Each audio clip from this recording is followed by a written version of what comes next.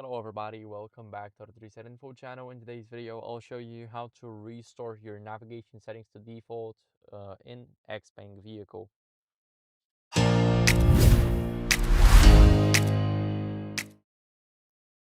So first, what are we going to do is we're going to go and open up our XPeng navigation that I have already opened right here. So what you guys want to do with it is you want to go over and first tap on the gear icon.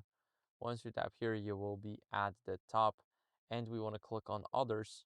And now we have restore default settings. So we will reset them back to default.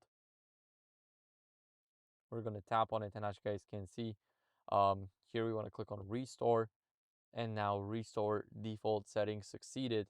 Everything changed, and now you have to enable everything uh, back up.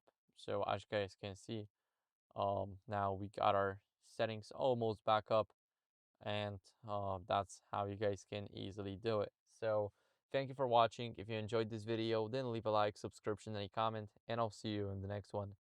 Bye.